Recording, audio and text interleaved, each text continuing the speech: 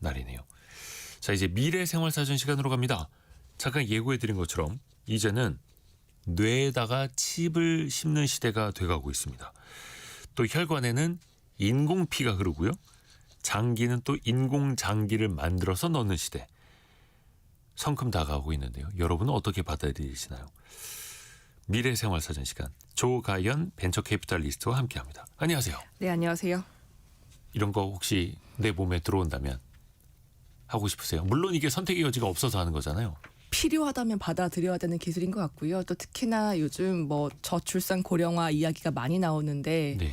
뭐 수혈도 부족하다면은 인공 수혈을 해야 될 거고, 네, 또 뭐 불편한 점이 있다면 당연히 뭐 의수나 이런 BCI도 좀 필요하지 않을까 싶습니다. 그렇죠. 나는 그거 없이 그냥 일찍 죽을 거야라고 생각하는 사람은 아마 거의 안 계실 거예요.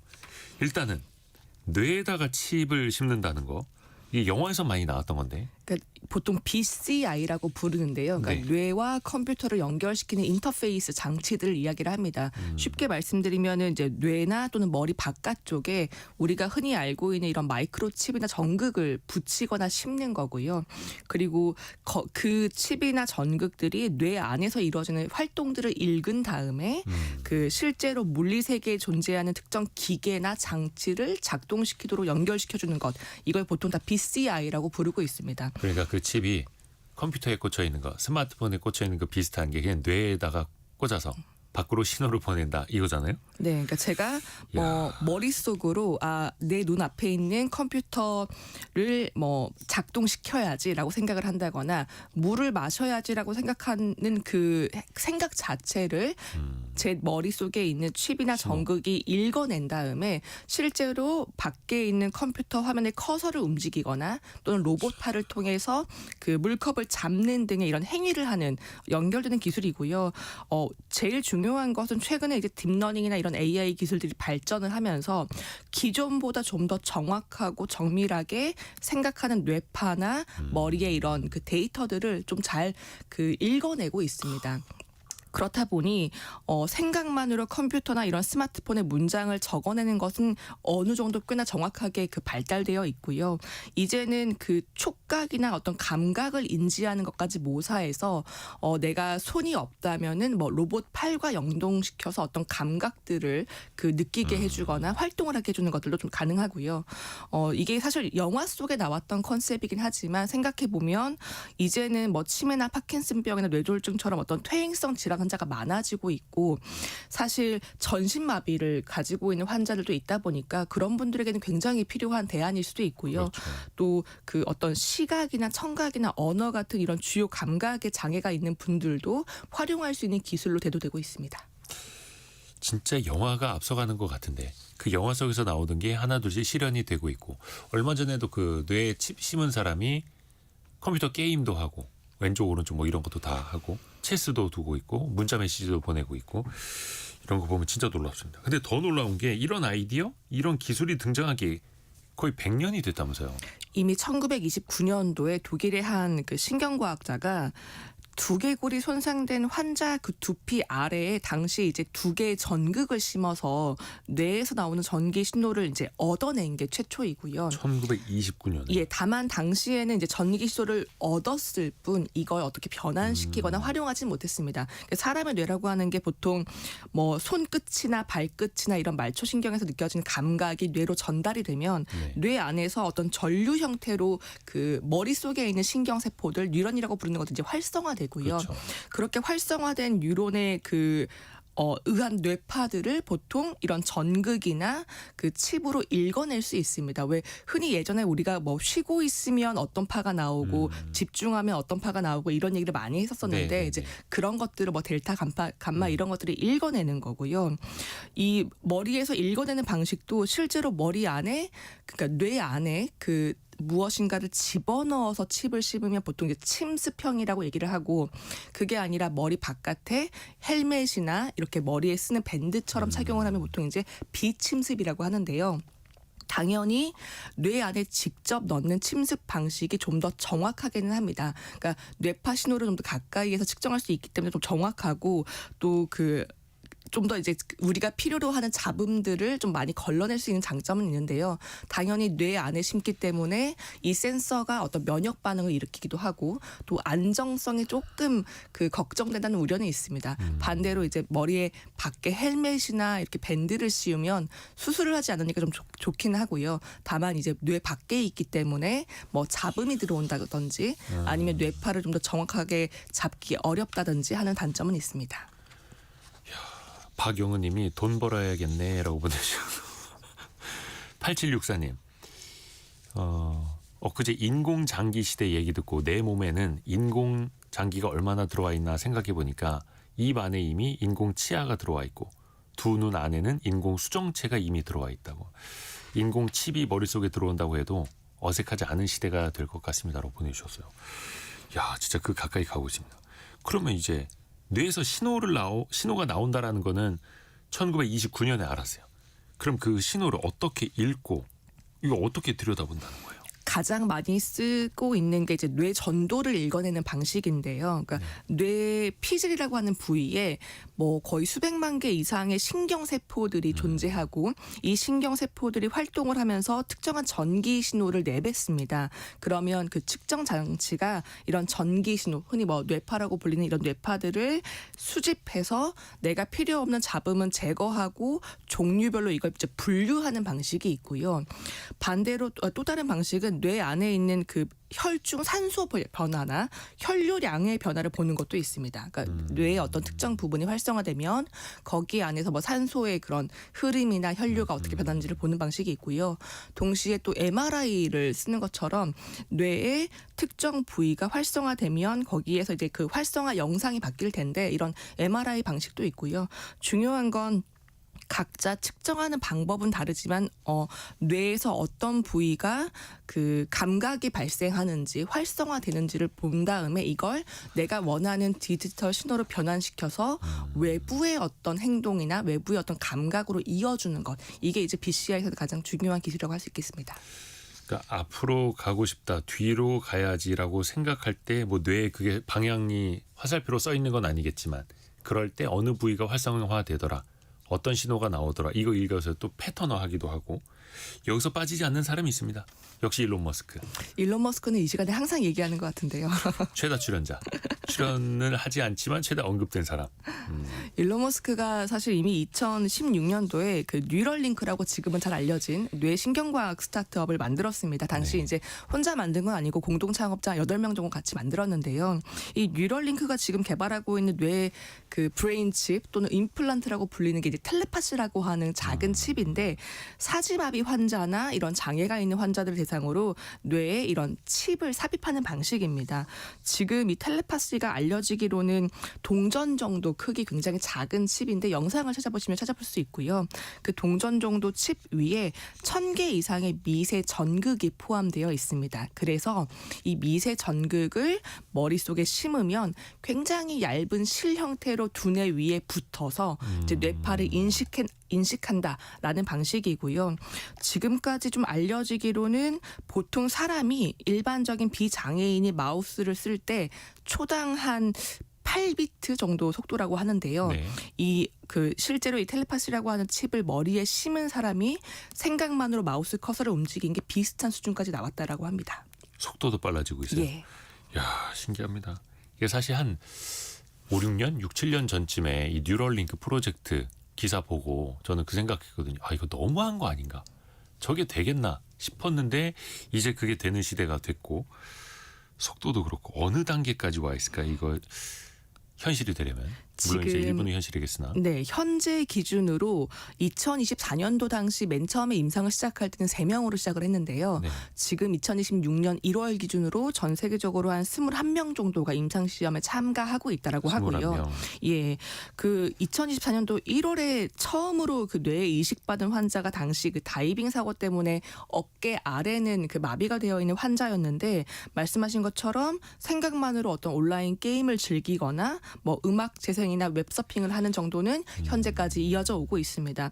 뉴럴링크가 최근에 발표한 것도 지금 거의 가장 오랫동안 참여한 임상 참가자는 2년 정도가 되는데요. 2년 동안 뭐 생각만으로 어떤 웹을 검색하거나 SNS에 글을 올리거나 심지어 학습을 하는 행위까지 진행되고 있다고 밝힌 적도 있습니다.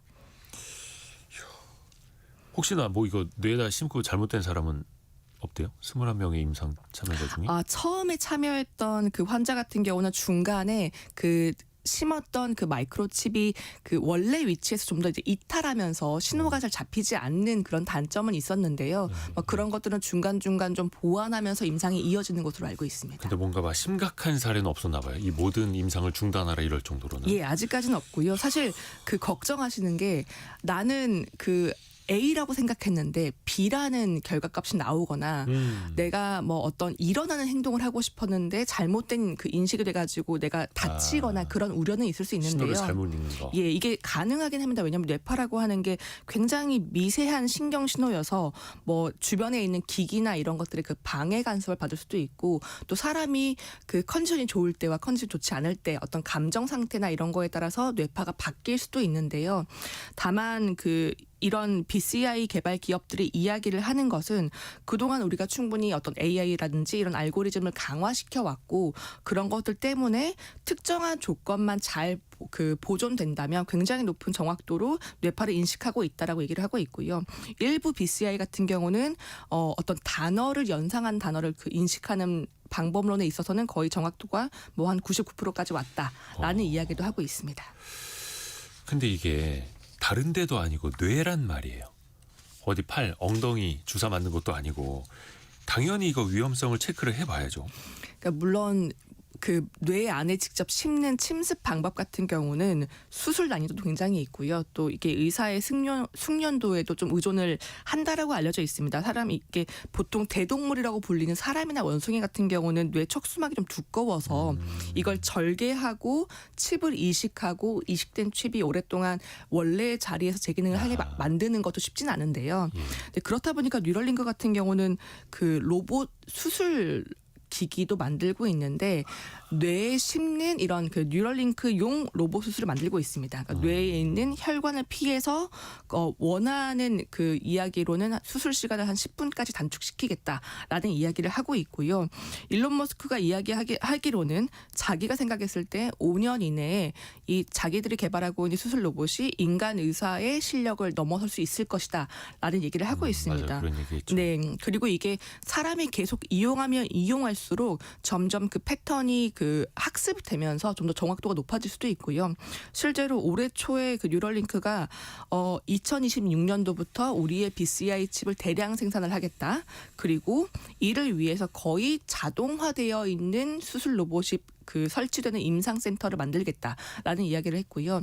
이 자금을 위해서 지난해에 거의 한 우리 돈으로 9천억 원 정도의 투자를 받았는데 이때 참여한 뭐 투자자들도 뭐 캐시우드가 운영하고 있는 아크 인베스트먼트나 뭐 세콰이어 캐피탈 이런 이제 거대한 그 자본들이 예, 진짜 펀드들이 들어오면서 수술 난이도의 숙제만 해결한다면 어쩌면은 뇌에 심는 방식의 침습 BCI도 충분히 상용화될 수 있겠다라는 좀 기대감을 갖게 만들었습니다.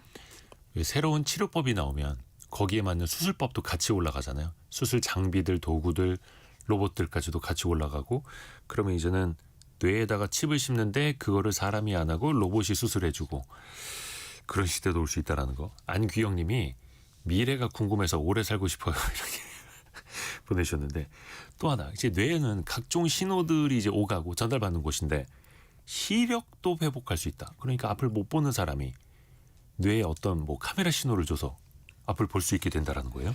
뉴럴링크나 이런 몇몇 BCI 기업들이 시도하고 있는 게 그러니까 그 안 보이는 그 눈을 뇌 자극을 통해서 보이는 것처럼 만들어주는 것인데요. 어차피 이것도 뇌 신호니까. 맞습니다. 그러니까 빛으로 가는 신호니까. 네, 그러니까 시신경이 그 손상되어 있는 환자라고 할지라도 뇌의 어떤 기능만 문제가 없다면 그 뇌의 시각 피질에 있는 특정 부위를 전기적으로 자극해서 마치 내 눈이 보이는 것처럼 가짜 인지를 만들어주는 방식입니다. 그러니까 이게 그 좀 더 쉽게 풀어서 말씀드리면 뭐 스마트 글래스 같은 어떤 안경을 착용을 하고요. 그럼 그 착용된 안경에서 카메라가 주변을 이제 첫 번째로 인지를 하고요.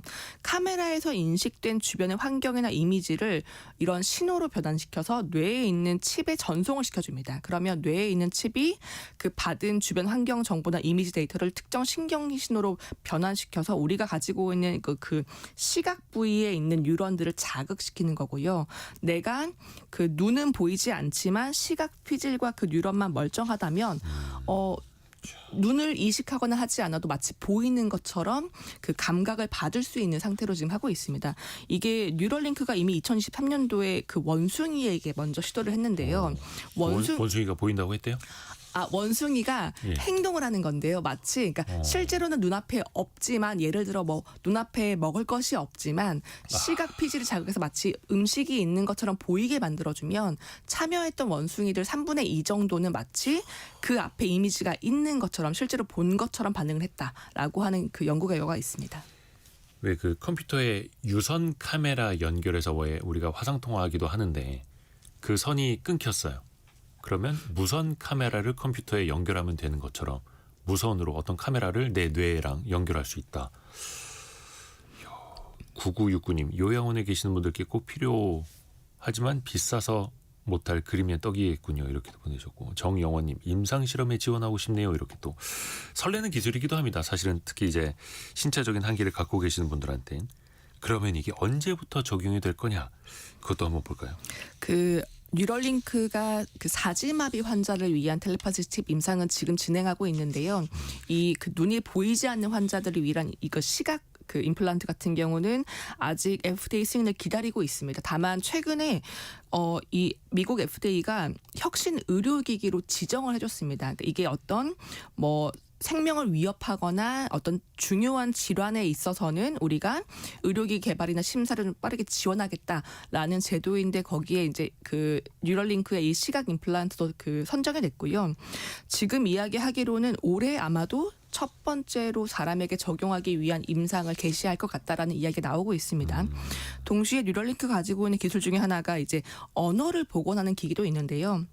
내가 어떤 실어증이나 뇌졸중으로 언어 기능이 마비되어 있는 환자들에게 말하지 않아도 뇌에서 특정 그 언어 영역 신호를 해독해서 이런 뭐 스마트폰이나 컴퓨터로 그 음성이나 문자를 변환시켜주는 방식도 지금 개발을 하고 있고요. 동시에 또 파킨슨이나 이런 그 신경계 질환을 가지고 있는 분들에게도 신부 뇌를 자극을 해서 운동 기능을 좀 개선시켜주고 어떤 인지 기능이나 감각 기능을 좀 개선시켜주는 것들도 진행을 하고 있습니다. 아까 청취자분이 가격에 대한 걱정을 하셨는데 네네. 지금 사실 수술 한 건당 비용이 우리 돈으로 한 6,500만 원 정도로 이야기되고 있는데요. 다만 올해 지금 일론 머스크가 이야기하고 있는 게 대량으로 생산하겠다. 그리고 그 그러면. 대규모 임상센터를 만들어서 로봇으로 자동화시키겠다라는 얘기를 하고 있어서 이런 가격들은 마치 휴머노이드 로봇이 굉장히 가격이 그 하락된 것처럼 많이 떨어질 것으로 기대를 하고 있고요. 다만 아직까지는 뭐 그 뉴럴링크 같은 경우도 이제 한 20명 정도 임상을 한 거여서 이게 중장기적으로 안전한지 네. 데이터가 더 쌓여야죠. 맞습니다. 네. 그리고 이제 뭐 신호 품질이 떨어지는 문제는 어떻게 해결할지 이런 것들도 아직은 좀 숙제가 남아 있습니다. 진짜 5622님, 세상이 무서워지려고 하네요. 하지만 돈을 많이 벌어야겠어요. 라고. 필요할 수 있으니까요. 정영원님이 생각을 다 읽게 되면 이제 거짓말 못하겠네요. 이렇게. 그렇죠. 그 말씀을 잘 못하시는 분한테 뇌 신호를 읽어서 말을 글이나 요즘에는 이제 뭐 AI 언어들 많이 나오니까 그걸로 풀이해 주는데 거짓말 못하고 생각하는 대로 말이 다 나와버리면 야 근데 또 그런 시대가 또 올 수도 있다라는 거. 근데 아까 그 뇌에다가 이제 칩을 심는 거 말씀해 주셨는데 그게 BCI라고 하고 그러면 물리적인 수술을 하지 않고도 뇌 신호를 읽을 수 있는 방법도 있을까요? 일론 머스크의 뉴럴링크는 칩을 그 침습적으로 심는 방식을 하고 있고요. 싱크론이라고 하는 스타트업은 절개 없이 하는 임플란트 방식을 좀 지향을 하고 있습니다. 여기는 이제 빌 게이츠나 제프 베조스가 투자한 스타트업이기도 한데 네. 우리가 왜 그 심장이 안 좋으면 그 스텐트 수술을 하잖아요. 네. 그런 것과 비슷하게 정맥을 통해서 뇌혈관까지 접근해서 예. 그 스텐트처럼 마이크로 전극을 그 뇌 혈류 안에다가 심어주는 방식입니다. 왜 스텐트 같은 경우는 워낙 오랫동안 수술을 해왔던 방식이기 때문에 실제로 두개골을 여는 것 대비 안전하다라고 얘기를 하고 있고요. 이제 그렇다 보니까 뇌 수술 방법보다 환자들이 좀 받아들이기에는 좀 편할 수 있다라는 얘기를 하고 있는데 실제로 2022년도부터 한 10명 정도 임상을 진행해 왔고요. 중증 마비 환자들이 이런 그 뇌혈관 스텐트 전극을 받은 다음에 트위터에 뭐 계정에다가 트윗을 올리거나 하는 것들도 좀 나오고 있고 또 신기한 건 여기가 이제 빌 게이츠가 투자한 회사이기도 한데 작년에 애플이 이 BCI 전용 프로토콜을 발표를 했습니다. 이게 뭐냐면 이런 그 BCI 기계를 장착받은 환자들이 생각만으로 애플의 어떤 전자 기기들을 다룰 수 있도록 하는 프로토콜을 발표를 한 거고요. 이것 때문에 특정 싱크론 환자가 실제로 생각만으로 아이폰이나 아이패드를 조종한 그 사례도 있고요. 기존의 BCI보다 좀 더 얇게 만들고 수술을 좀 덜하게 만드는 시도들도 이루어지고 있어서 나중에는 실제로 침습하지 않아도 또는 침습을 정말 최소화하는 방식도 되지 않을까라고 기대해보고 있습니다. 예를 들어서 뭐 어디 등이나 어디서부터 혈관 타고 뇌까지 칩을 올려보낸다. 저희 아버지도 얼마 전에 심장 스텐트 하셨거든요. 하시기 전에 엄청 걱정하시는 거예요. 근데 입원을 하루밖에 안 하셨어요. 그래서 제가 그랬죠. 아버지 저는 무릎 수술했을 때 거의 병원에서 일주일 입원하라 그랬는데 어떻게 심장 관련된 시술을 하는데 하루면 퇴원이 되냐. 그러니까 그만큼 의학 기술이 또 많이 발전돼 가고 있다라는 거고. 실제로 싱크론 같은 경우도 본인들의 이 뇌 혈류를 이용하는 그 마이크로칩 같은 경우는 수술 시간이 한 2-30분이면 된다라고 이야기를 하고도 있습니다. 뇌. 딴 데다 아니고 뇌에다가 칩을 씹는데 2-30분이면 된다. 자, 끝나셨어요. 가세요. 집에 가서 컴퓨터랑 와이파이 연결하세요. 이런 시대가 올 수도 있는 거예요. 신기합니다. 아까 일론 머스크 이야기했고 그러면 일론 머스크 나왔으면 이 사람이 빠질 수 없죠. 샘 알트만도 뭐 하지 않습니까? 샘 알트먼이 정확하게 딱 지난달에 본인이 공동 설립한 이런 BCI 스타트업 관련 보도를 냈는데요. 보도가 나왔는데요. 회사 이름이 머지랩스입니다. 머지가 이제 합치다라는 뜻인데 이 머지랩스는 뉴럴링크 방식과 조금 다르긴 합니다. 그러니까 지금까지 기술적인 내용이 많이 알려지지 않았지만 창업자 면면을 봤을 때 지금 추정하는 것은 초음파를 이용한다라고 이야기를 하고 있는데요.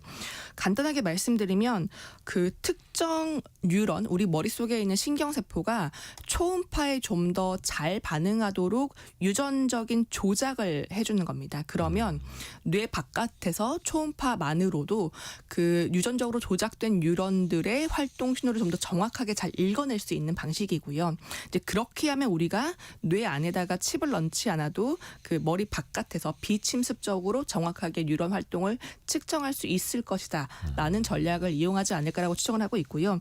실제로 그 샘 알트만 같은 경우는 BCI에 대한 필요성을 굉장히 많이 얘기를 했었었는데 자주 주창하기로는 머릿속에 심는 침습 방법은 하지 않겠다라는 이야기를 많이 해왔기 때문에 비침습 방식의 초음파를 이용하지 않을까라는 이야기가 나오고 있습니다. 샘 알트먼도 뇌랑 뭔가를 연결한다 하면 이 사람은 챗 GPT 연결하지 않을까요? 뇌랑? 실제로 그 이야기를 많이 해왔던 게 샘 알트먼이 몇몇 인터뷰에서 내가 말이나 그 타자를 치는 행동 없이 생각만으로 GPT가 내 생각에 답할 수 있는 시스템을 만들겠다라는 이야기를 해왔었고요. 이 스타트업의 이름 같은 경우도 머지랩스, 그러니까 합치다라는 이야기이기 때문에 사람과 기계와 AI의 인공지능들을 결합하려는 시도가 아닐까라는 생각을 하고 있습니다.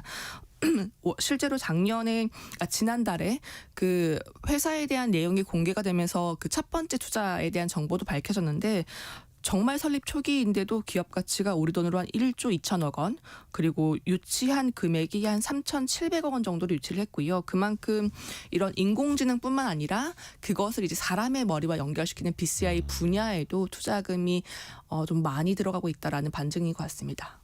물 좀 드세요. 좀 무서워지려고 하거든요. 아니 왜 진짜 나는 상상만 했는데 머릿속에서 챗 GPT랑 대화를 하고 챗 GPT가 알려주는 걸 내 뇌 신호로 받아서 어디 나가서 떠들면 말 그대로 내 머릿속이 인공지능이랑 연결돼 있으니 진짜 만물박사 되는 거잖아요. 그런 시대를 이제 샘 알트먼은 꿈꾼다는 거고. 뭐 뉴럴링크 같은 경우도 야. 머릿속에 칩을 심으면 테슬라에 탔을 때 자동으로 또 차가 움직일 수 있고 X라고 하는 플랫폼을 통해서 또 소통을 할 수 있는 방식들도 모두 연결될 수 있겠죠. 내가 생각만 하고 있는데 SNS에 글을 올리고 있고 이렇게. 참 무서운 세상이 이제 다가오고 있습니다. 근데 이게 미국만 하는 게 아니라 미국이 하면 또 중국도 하지 않습니까? 중국도 인공지능과 휴머노이드와 BCI 분야의 선두 그 국가 중에 하나이고요. 중국에는 브레인코라고 하는 회사가 가장 많이 알려져 있는데요. 여기는 이제 비침습 방식의 로봇 손과 연결되어 있는 BCI를 만들고 있습니다. 그 사람이 생각을 하면 그 신호를 읽어서 뭐 붓글씨를 쓰거나 피아노를 연주하는 이런 것들을 하고 있고요. 실제로 이미 2022년도에 그 미국 식품의약품 FDA 승인을 받아서 현재 중국 안에서는 알려지기로 한 10만 위안, 우리 돈으로 한 1,900만 원 정도에 판매가 되고 있습니다. 1414님이 조만간 IQ 300 인간도 나올 것 같아요라고 보내주셨고 진짜 그럴 것 같은데요.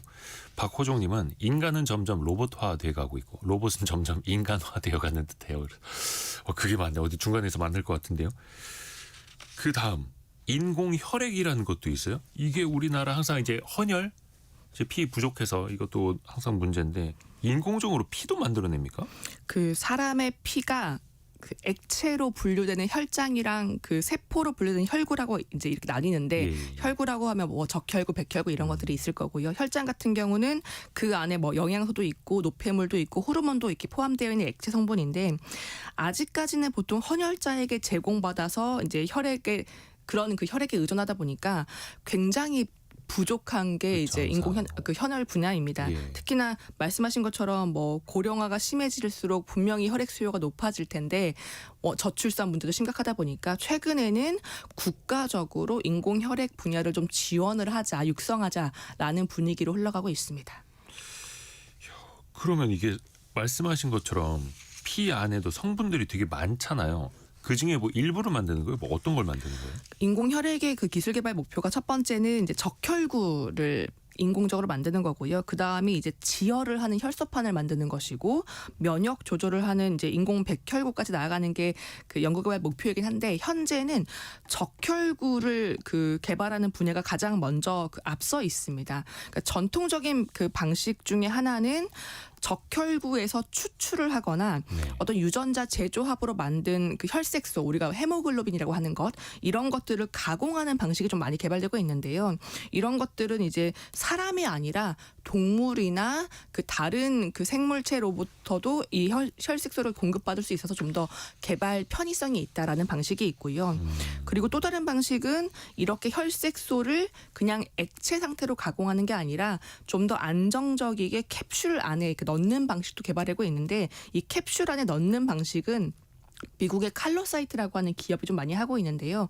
여기 같은 경우는 그 나노 입자 안에 혈색소를 집어넣어서 이걸 동결 건조까지 가능하게 만듭니다. 그 동결 건조가 가능하면 오랫동안 보관할 수 있는 장점이 있고요. 피를. 예, 그리고 보통의 적혈구가 몸을 돌아다니면서 그 인체 세포마다 산소를 주는 역할을 하는데 예. 이 칼로사이트 같은 경우는 몸 안에 그 산소 그 분압, 그 산소가 많이 있냐 적게 있냐에 따라서 특정하게 적게 있는 분야는 좀 더 산소를 많이 방출할 수 있는 적혈구도 개발을 하고 있습니다. 적혈구에 무슨 막 기능을 싣는 거예요. 그것도 그냥 동결이 아니라 동결 건조까지 시켜서 그럼 나중에 그거를 다시 뭐 녹이거나 용해시키고 사람 몸에 넣고 이럴 수 있다라는 거예요. 예, 맞습니다. 필요에 따라서. 아니 무슨 라면 스프도 아니고 동결 건조해서 사람의 혈액을 또 그렇게 만들고 와 신기합니다. 이게 조금 방식을 한번 좀 설명해 주실까요? 이거 어떻게 만드는지도 좀 쉽게? 예, 그 앞서 말씀드렸던 것처럼 적혈구에서 그 혈색소를 추출하는 방식이 있고요. 그리고 그 추출한 그 혈색소를 그냥 액체로 넣는 게 아니라 말씀하신 칼로사이트 같은 회사처럼 이렇게 캡슐화 시켜서 좀 더 안정적으로 그 전달시키는 방식도 있고요. 가장 많이 지금 그 주목받고 있는 방식은 진짜 적혈구처럼 마치 우리가 왜 대체육을 배양해서 네, 세포 배양 그 고기를 만들었던 것처럼 이 적혈구를 사람과 유사하게 배양하는 인공 적혈구 분야가 최근에 좀 더 주목받고 있는데요. 가장 많이 시도되는 게 그 어떤 세포로든 분화할 수 있는 이런 유도만능 줄기 세포를 활용을 하거나 아니면 사람으로부터 추출한 조혈모 세포에 특정한 유전자를 도입시키거나 좀 더 조작해서 몸 밖에서 적혈구나 이런 혈소판들이 분화할 수 있는 방식을 많이 시도하고 있습니다. 이게 배양 적혈구가 좀 더 주목받는 것은 어쨌든 우리가 가지고 있는 인체 유래 그 혈액과 가장 생리학적으로 유사할 것이다라는 기대감을 가지고 있는 거고요. 그렇죠. 이것 때문에 요즘에는 기존의 어떤 그런 혈색소 방식이나 캡슐화 방식보다는 인공적혈구 배양 방식이 좀 더 성장하지 않을까라는 좀 기대를 하고 있습니다. 피도 배양을 한다. 그리고 실제로 그럼 이게 쓰이고 있어요? 영국이나 미국이나 일본 같은 경우는 국가 주도의 프로젝트가 좀 진행되고 있는 것으로 알려져 있고요. 그 영국 같은 경우는 전 세계적으로 가장 먼저 배양적혈구의 임상 1상을 진행을 하고 있습니다.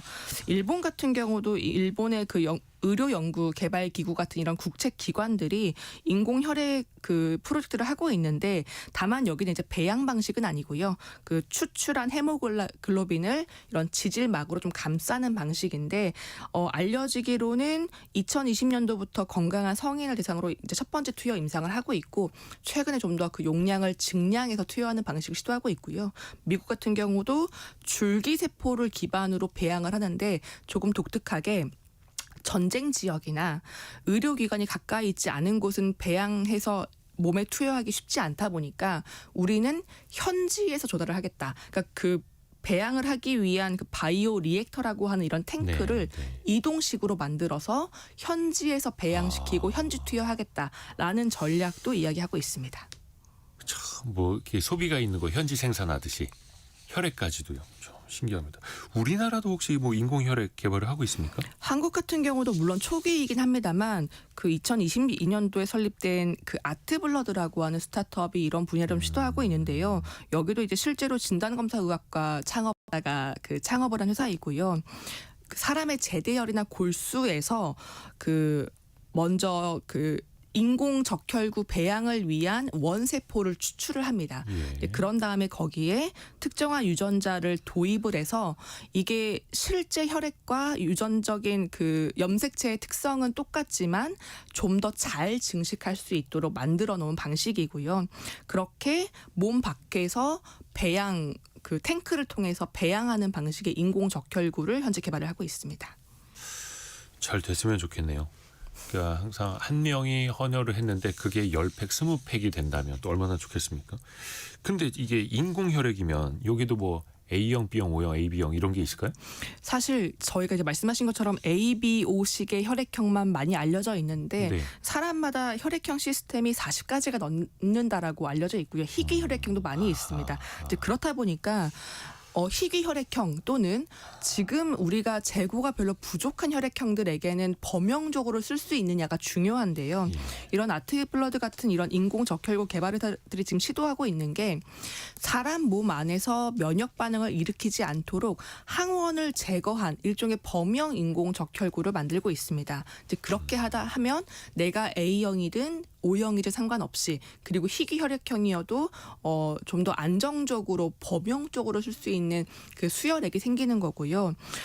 아트블러드 같은 회사들이나 이런 다른 글로벌 회사들도 단순히 사람에게만 수혈을 하는 게 아니라 반려동물을 대상으로 한 그 수혈도 만들고 있는데요.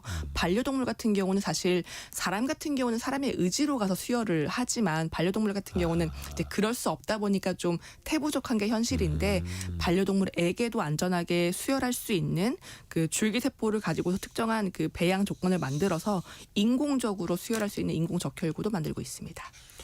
인공 장기도 이야기를 해볼까요? 5522형님이 신장은 언제 만들 수 있나요? 이런 질문도 주셨는데 인공 장기도 지금 그러면은 만들고 있을 거 아니에요? 사실 인공 장기 분야가 좀 더 많이 연구 개발되고 있긴 한데요.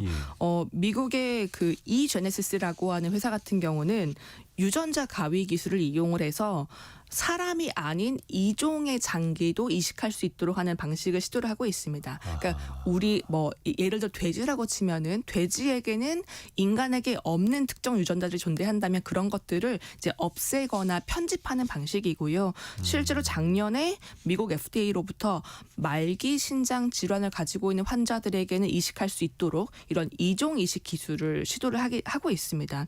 그리고 최근에 이종이라는 거 이제 다른 종류. 맞습니다. 네. 그리고 또 다른 그 시도 중에 하나는 아까 왜 뇌 임플란트를 이야기 드리면서 시각 임플란트로 말씀드리긴 했는데요. 네. 각막 자체를 재생시키는 인공 각막 스타트업도 있습니다. 그건 잘 안 된다던데. 아직까지 거의 없다는 거 아닙니까? 인공. 최근에 시도한 바가 있는데요. 풀사이즈 바이오라고 미국과 이스라엘에 그 거점을 두고 있는 회사인데 3D 프린팅 방식으로 각막에서 추출한 세포를 배양을 시키고 각막처럼 만드는 겁니다. 이제 그런 다음에 사람에게 이제 이식을 하는 건데 작년 10월에 이스라엘의 한 그 메디컬 센터에서 전 세계 최초로 각막 이식 수술을 성공을 했고요. 지금은 한 15명까지 규모를 늘려서 임상 1상을 진행을 하고 있습니다. 이게 왜 각막 그 이식 수술 받으시려는 분들 되게 많이 또 뭐 기다리고 이런 경우도 있는데 아예 각막을 배양을 해서 이것도 이제 막 이식을 하고 있다. 이스라엘에서부터. 네, 이런 방식이면 사람 한 명에게 기증받은 각막에서 한 수백 개 정도의 인공 각막을 만들어낼 수 있다라고 해서요. 좀 주목을 받고 있고 동시에 이 회사는 각막이 아니라 이제 뭐 손상되어 있는 심장 근육을 좀 보완하기 위한 이런 그 배양된 심장 조직도 지금 개발을 하고 있습니다. 박영은 님이 옛날 만화가 현실화되고 있는 것 같다라고 보내주셨고 진짜 이제 이정옥 님도 장기 이식 기다리는 분들에게 좋은 소식이다. 이게 왜냐면은 우리 주변에 또 그냥 한두 개씩 어디 편찮으신 분들 또 가족 중에도 또 다 있을 수밖에 없기 때문에 남의 일처럼 들리지는 않고 있고 1788님이 희망을 줬다가 흐지부지 사라지는 경우가 많았는데 이번엔 반드시 실행에 옮겨서 대중화됐으면 좋겠네요 라고도 보내주셨습니다. 근데 사실 이게 시간은 또 많이 필요해요. 해결해야 할 과제들도 또 많을 테고요. 또 시장 전망도 좀 살펴볼까요? 물론 이제 뭐 그 BCA 같은 칩이든 인공 적혈구 제제든 아직까지는 임상을 좀 더 많이 대규모로 해야 되고요. 그리고 실제로 성공했다고 할지라도 대량 생산을 하면서 가격이 그 가격 저항성까지 떨어지기까지는 좀 시간이 걸릴 것으로 보고 있습니다. 다만 지금은 단순히 뭐 의료 목적으로 이야기를 하고 있지만 우리가 중장기적으로 본다면 일반인들에게도 이런 칩을 심을 수 있는 시대가 올 수도 있고요. 사실 우리가 일상생활 속에서도 일반적인 수술을 할 때에도 수혈이 굉장히 많이 필요하다 보니까 이런 인공적혈구가 좀 더 대중적으로 쓰일 수 있는 시대가 올 수도 있습니다. 그러니까 이런 것들을 좀 더 두렵게 바라보기보다는 우리가 이런 새로운 기술들을 우리 그 실생활에 어떻게 접목시킬 수 있을지 그게 또 어떤 편의성을 가져올 수 있을지를 좀 기대해 볼 수 있지 않을까라는 관점으로 보고 있습니다. 1788님이 성공의 감 이데오입니다를 들으시면은 항상 신비로운 지식을 알려줘서 나같이 무지한 사람들에게도 큰 희망을 줍니다. 이렇게도 보내주셨네요. 아유 별 말씀을요. 오랫동안 살아야겠다는 의욕이 생깁니다. 이렇게도 보내주셨고요. 사실 지금 그래서 우리가 뭐 70대 80대까지 뭐 건강하게 살 수 있는 시대고 이런 시대가 또 열리면 더 나이 들어서도 더 건강하게 혹은 젊지만 편찮으신 분들도 더 나아질 수 있는 세상 꿈꿔봅니다. 조가연 벤처캐피탈리스트 함께했습니다. 고맙습니다. 네, 감사합니다. 라디오 정보센터 다녀옵니다.